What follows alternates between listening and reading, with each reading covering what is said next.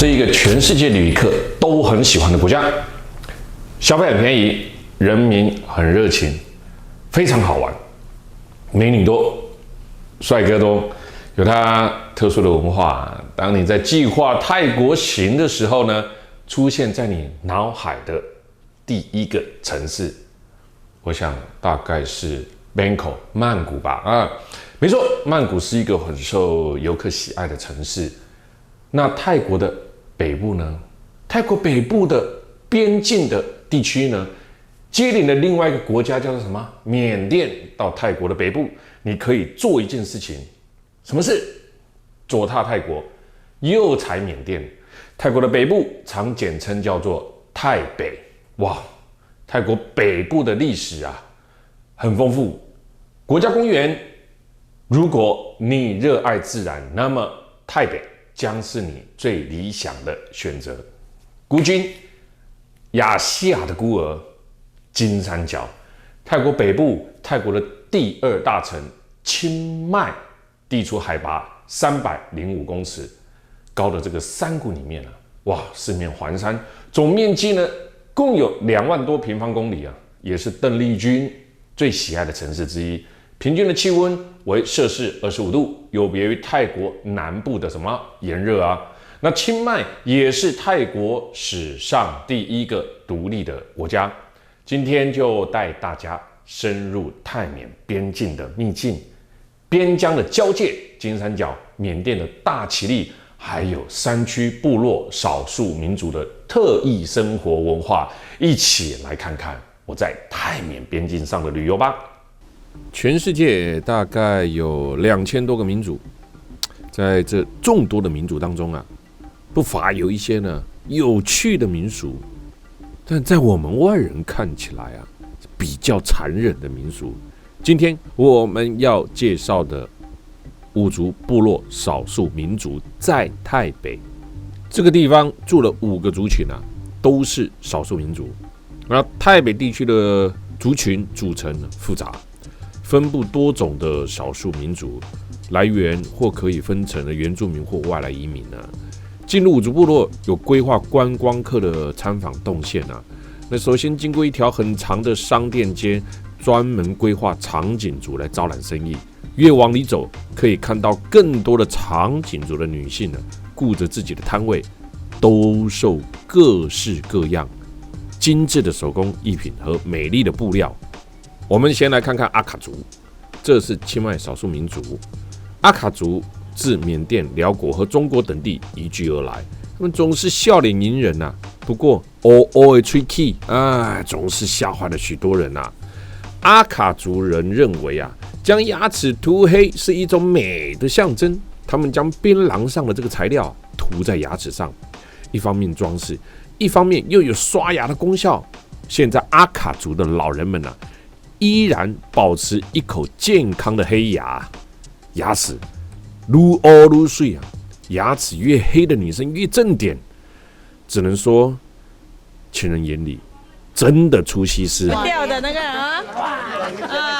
来长颈族跟大耳朵族在里面哇，你看那个阿嬷戴那个帽子很漂亮，那个是阿卡族的帽子它是阿卡族吗？这个是巴郎族，前面那个是阿卡族。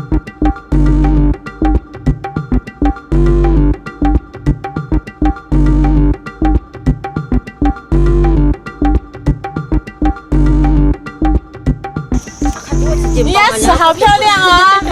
你们台湾吃槟榔牙齿没有它漂亮，你看它的牙齿。漂亮，我提醒帮忙一个我们帮忙洗不掉。漂亮是什么？水晶晶吗？手机机一个，水晶晶买一个嘞。手机机买一个嘞。Thank you。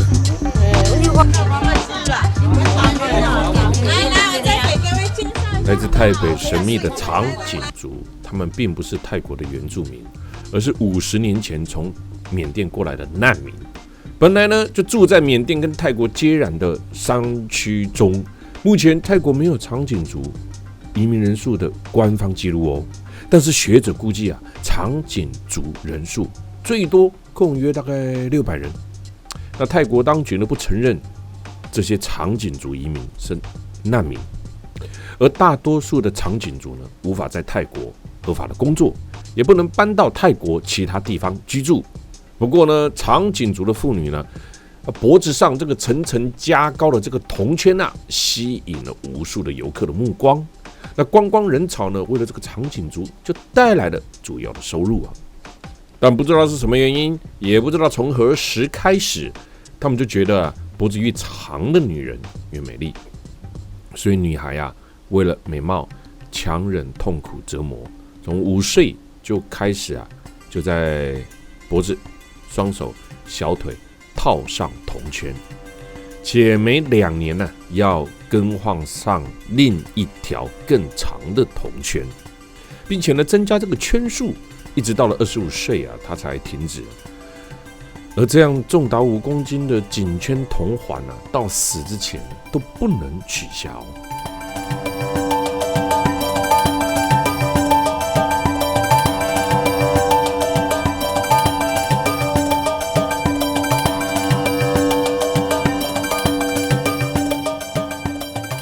现在看到的这个又是另外一族大耳族啊，鲜为人知的大耳族族里的女人呢，从小就穿耳洞。那随着年龄增长啊，将耳洞呢慢慢的扩大，以大为美啊。那大耳族呢也居住在泰国的北部，大耳洞，意思是呢幸福长寿啊。那个大耳族的耳洞越大就越美啊，就像长颈族的颈部越长越美一样啊。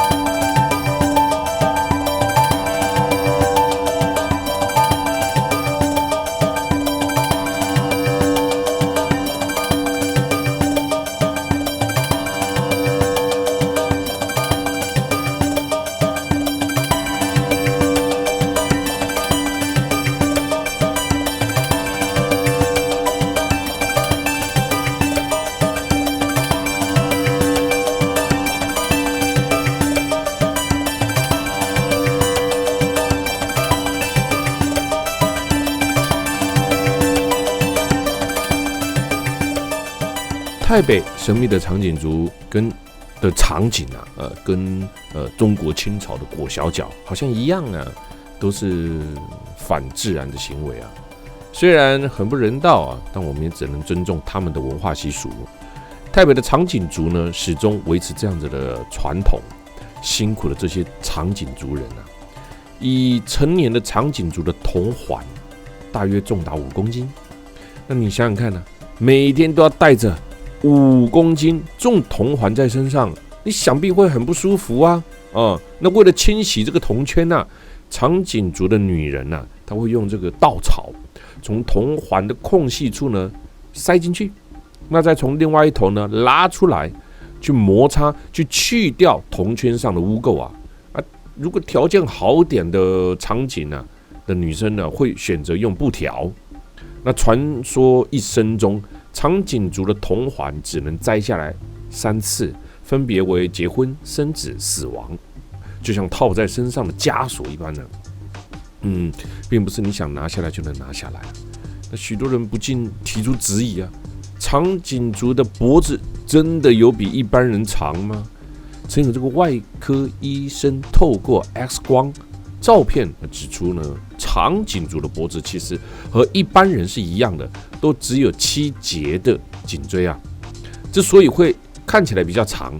是由于长期受到重量的压迫，导致呢他们露出了一般人没有露出的胸椎骨。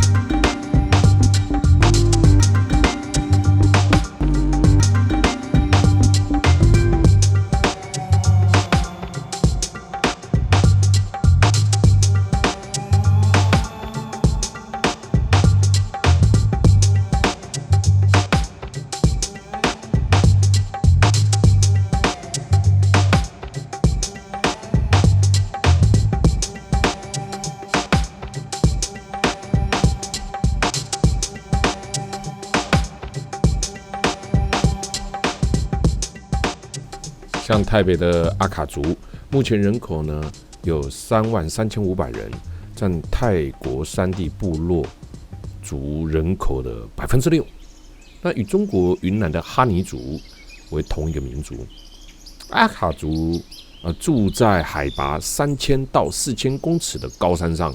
除了种植稻米、玉米、黄豆之外呢，也种植什么鸦片。阿卡族是当地高山族男性中染上鸦片瘾最多的一族。族人相信性行为可以使男孩变强壮，而女孩变成熟。但在激情过后如果女孩子怀孕了她必须找到一个老公。那未婚生子在阿卡族仍然是不被允许的。那族人更迷信不能生双胞胎，生了双胞胎呢会给村子带来厄运。如果孩子的母亲呢在生产后不能立即将这2个小孩子杀死那他就必须离开这个村子。那现在在一些信奉基督或佛教的阿卡村中已经没有这种迷信了。阿卡族的妇女非常的勤劳，阿卡族人生活虽然艰苦，但他们的精神却非常的充实。他们还将云南境内的哈尼族不屑地称为掉队的哈尼人呢。原因是哈尼族人是不断迁徙的山地居民，他们认为只有他们才能配称真正的阿卡人。他们原本就是云南边境一带的人，是祖上为了什么逃避战乱，在举家迁徙到泰辽边境的那阿卡族的装束很真实，很原始。阿卡族的妇女其实大多还是很年轻的女孩子，那身边也常常围绕好几个孩子哦。他们也被称为露奶族，因为他们没有穿内衣的习惯了。那裸露的这个内内，却显露着不该是他们这个年龄就应该有的下垂当然我们没有拍因为阿卡族崇尚自然，再加上很早就结婚就生小孩，喂母奶也比较方便他们就很早生育，然后老去，家庭、丈夫啦、孩子啦，就代替了自我。他们享受不到现代的妇女所享受到的，但也许他们也很快乐很简单因为欲望是你身边的环境所造成的。在简单的生活环境中，生儿育女是人类最直接、最原始的幸福。看完了五族部落，今晚就让我们深入部落，住在泰北边境的民俗部落，晚上再来看看部落的舞蹈。这种旅游的体验真的很爽哦。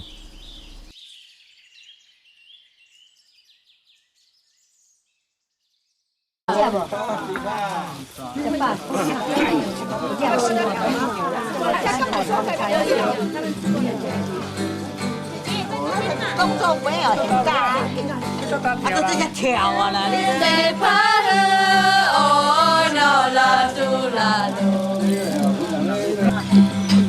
耶稣卡苏盖go哈嘞哈嘞赞看看呀福美草诺来嘎嘎古苏比古嘎可诺可诺朋呀马高夫牛哈嘞哈嘞呀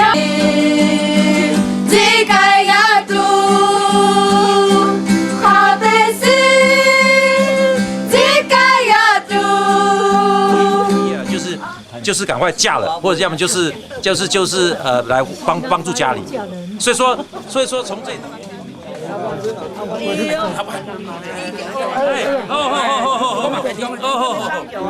我自己听啊。来，同乡来拍一张。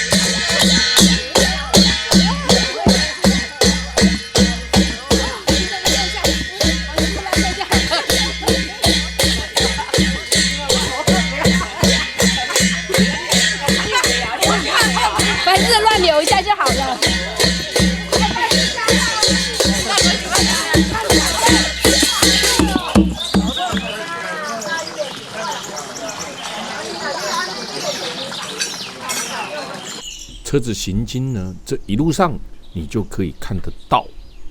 最原始的农村生活，而这些景色啊，也许在我们小的时候，或者是在你的爷爷奶奶那个年代，都可以看得到。你可以说它有点落后啊，你也可以说它有一点淳朴。但有时候你想一想，人类的返璞归真啊，不就是这样子吗？如果你现在生活在一个富裕的国家、富裕的家庭，那我觉得你应该心怀感激才对哦。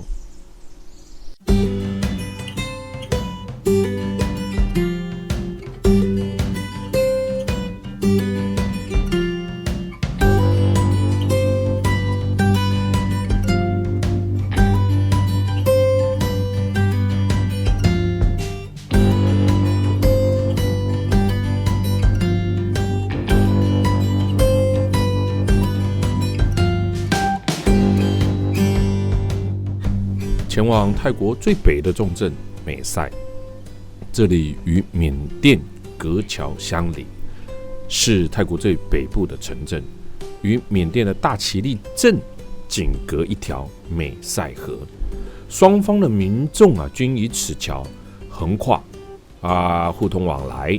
泰缅两国的居民呢，可以互相进入对方国境5公里之内而且不需要签证。是泰缅边境贸易的最大关口，在此你可以看到缅甸男人穿沙龙女人把东西顶在头上行走的情形两个镇均有热闹的市集，可供人们选购工艺品以及土特产。来到此地的观光客，你只要持有护照，在泰国的海关处办理1日签证，就可以到大其力城，前往观看缅甸的民俗风情。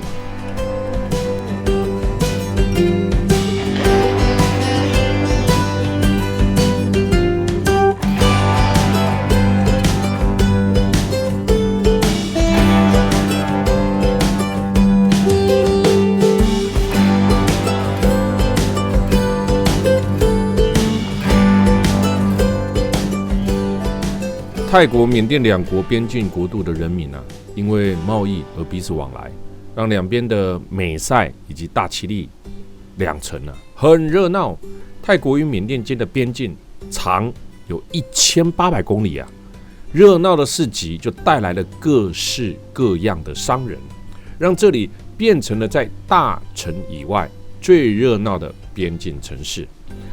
当然，它也有另外一个灰暗面的人文风情在泰缅边境，至今仍有一群没有国籍的人。那由于国内的战乱或者是经济的困顿，他们出逃到边境，却发现自己从此回不了家。以一个城市住着不一样的人，住着不一样梦想的人，住着不一样国籍的人，甚至没有国籍的人，当然也住着贫富悬殊不同的人。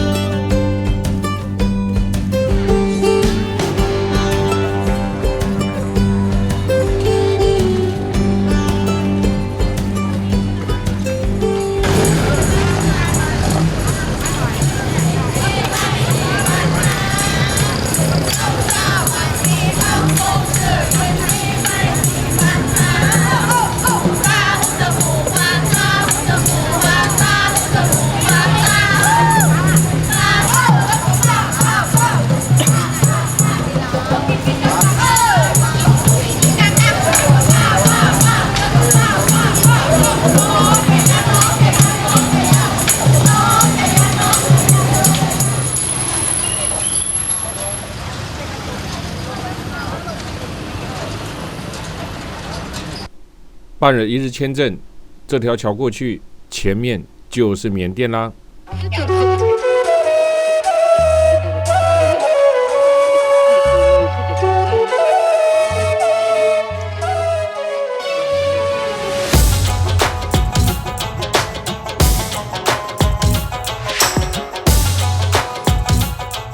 缅甸，一个有许多淳朴故事的国度。一入境缅甸大其力之后呢，可以在桥畔看到许多兑换缅元的地方，但其实呢，汇率并不好。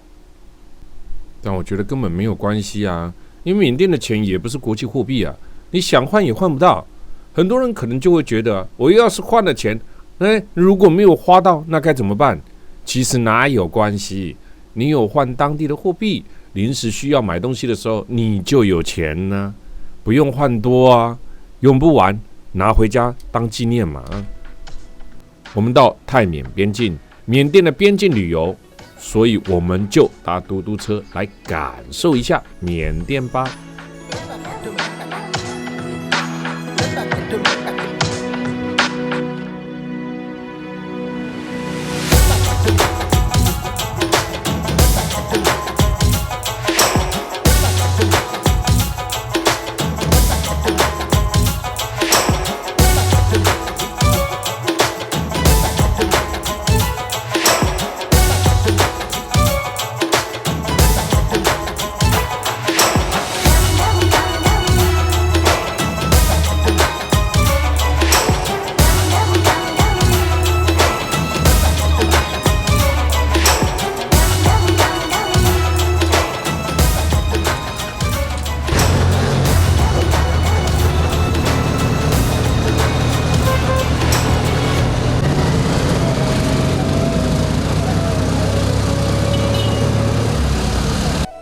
这里是缅甸的一个小村啊，大其力村。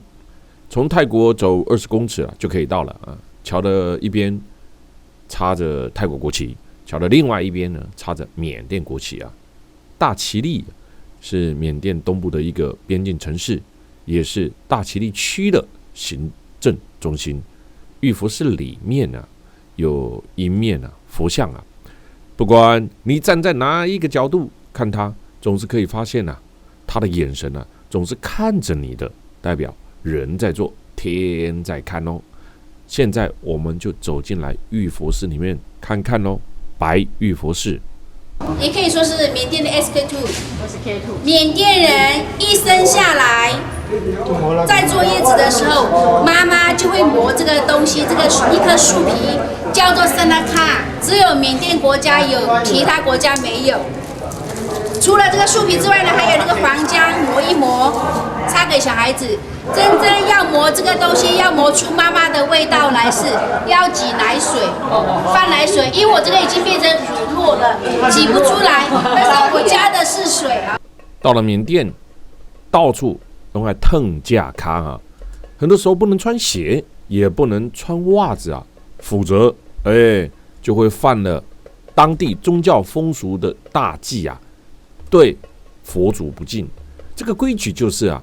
你必须把鞋脱掉才可以进入寺庙，任何人都不例外啊。上至国家的领导人，到缅甸访问的外国元首，下到平民百姓都是一样的。所以到缅甸进到佛寺里面，一定爱腾想必夏天大家都喜欢穿拖鞋吧在家里面穿拖鞋凉快又很方便但是很多人觉得穿拖鞋上街邋里邋遢，我个人就这么觉得。但在缅甸人们走到哪里都穿着拖鞋。缅甸的大街上随处可以见到穿着夹脚拖鞋的人民，无论是男女老少，出席各种场合，拖鞋是必备的。因为缅甸位于热带，全年的温度相差不大，所以生活在缅甸经常要面临下大雨的天气穿夹脚拖鞋也比较方便，不用拖鞋还不用担心鞋子被淋湿因此有很多人就有夹脚拖鞋的习惯。还有一个重要的原因就是缅甸信奉佛教，在缅甸随处可以见到寺庙和佛塔，而进去这些寺庙拜佛要脱掉鞋子，所以穿拖鞋就很方便缅甸人也认为腾加卡行路能够表达自己对佛祖的尊敬，也沿着缅甸的大街小巷，也随处可以看见赤脚行走的人，甚至是出门化缘的小和尚也都是赤脚走路无论是晴天还是雨天都是如此啊。一来是为了表示对佛祖的尊敬，二来是为了表示对施主的尊敬。这里是大金寺，我们从画面中可以看得到，他们绕着大金寺一个一个佛像在拜。因你拜啥？你知不知道大乘佛教、小乘佛教、神道教还有南传佛教差异在哪呢？缅甸的每一座佛寺呢，都设有这个生日角，反映了缅甸人的占星观，有点像中国的占星，以年划分12生肖啊。那缅甸的占星是以星期几啊为一个单位啊。那一周7天，星期3呢分上下，共有8个守护星啊。人们呢就深信了呢，星期几出生呢，决定了一个人的性格啊。守护星形塑你的个性，相对应的生日佛，只要看你此生的功德业障。当信徒走进去寺庙，除了礼敬佛塔，去为生日佛沐浴啊，就是拿水往佛上面倒下去。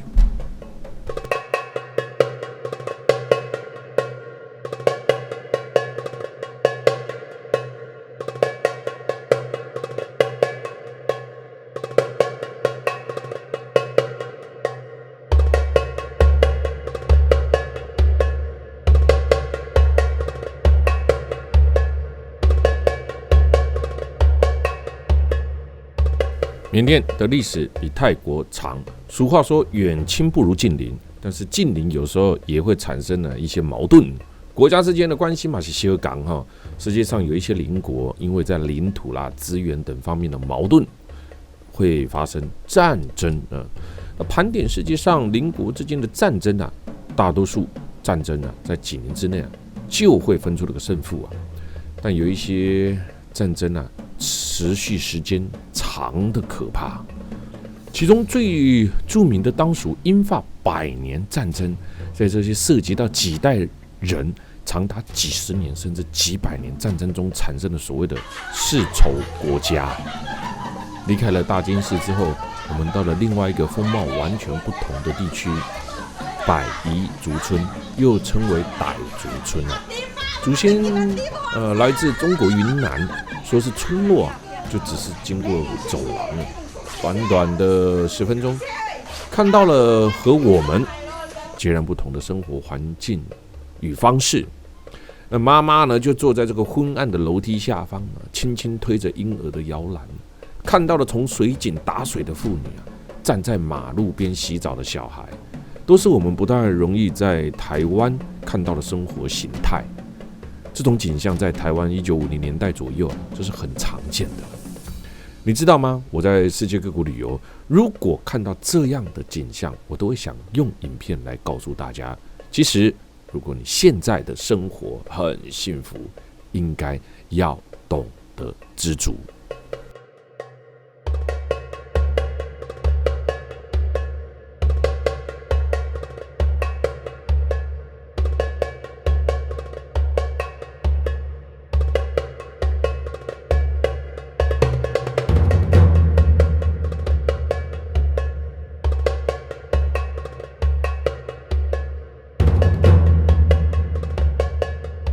从这里离开后，我们回到泰缅的边境，逛了逛这里最热闹的市集。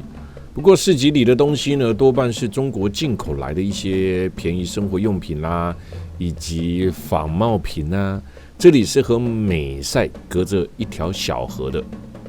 缅甸边城大其力，这里是金三角鸦片和软性毒品贸易的管道，也是大毒枭坤沙的居住地。大其力虽然小，却是长达3000公里的泰缅交界沿线城市中最热闹的，也是最卧虎藏龙的城市。大其力的面积才43平方公里，5万的人口，却有2座机场，多达70间的饭店。这个城市呢，光是做地下通汇就有数十家业者，每家每天进出的资金都是上亿台币。那大其力呢，是当年毒王坤沙的居住地和炼毒的基地大其力的经济活动，灰色比白色大，地下又比地上大。又由于呢，大其力归百彝族管辖。在当这个湘西立足的人哦，都是能够同时搞定的军政府，还有善族善邦的能人啊。善邦是什么意思啊？善邦是缅甸联邦的一个邦，人口约有800多万，是缅甸联邦里面积最大和人口最多的一个邦啊。那主体的居民傣族又称为呢善族，由坤沙为首成立的一个军事政权就叫做善邦共和国。那讲到这里，我们就来金三角看看吧。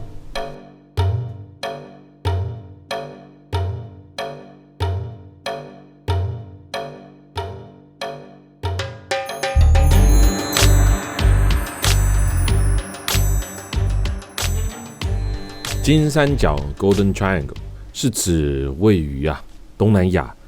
泰国、缅甸、辽国三国边境地区的一个三角形的地带，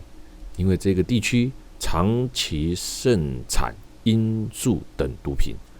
是世界上最主要的毒品产地。人称妈妈苏的翁山苏姬上台后呢，从来没来过这儿他岂止没有来过这里应该说所有的边境城市他都去不了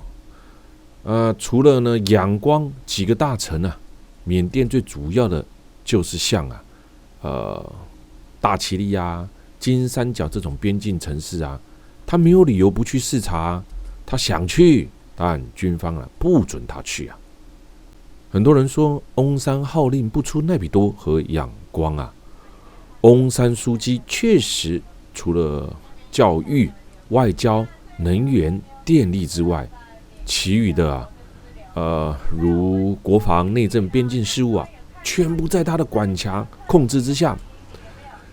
大其力、金三角这种边境小城所辐射出的真实缅甸，也正说明了翁山苏姬的处境。然而，国际间不会因此体谅他，既然靠选票执政了，缅甸便由他和他的民盟呢来概括承受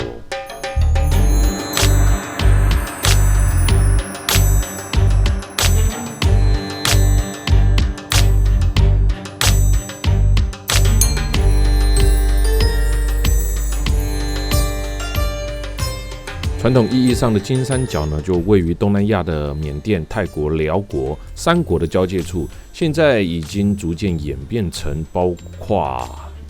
缅甸北部、泰国的清莱府、清迈府的北部、辽国的多省共有大小村镇3000多个的区域。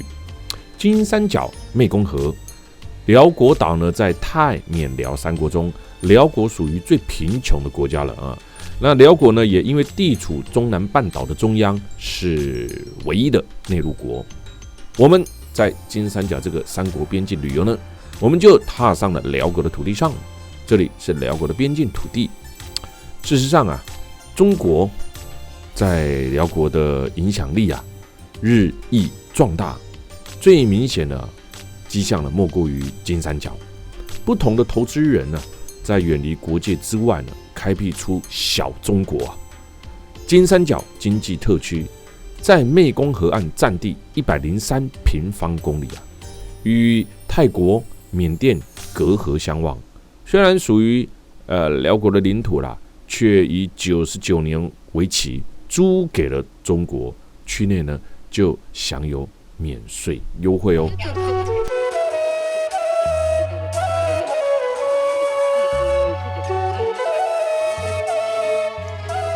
这里是辽国的木棉岛，意思为20之岛，源自湄公河上的神秘传说该岛是一个由湄公河冲击而成的沙质河州那岛上呢就集中生长着近2000棵高大的木棉树而奇怪的是呢，这种树种在周边的其他地区非常少见。每一年新年的头几个月在湄公河上游的中国寒风肆虐的时候呢，这个岛上艳丽的木棉花在这个银色的树枝上盛开那湄公河畔火红一片就被称为叫做木棉岛90年代初啊，当地和来自中国的商人啊，就开始在岛上开设的商铺啊，贩售着各种纪念品啊，来此赏花游览的泰国人。之后呢，这个木棉岛的名气呢，就逐渐变大喽。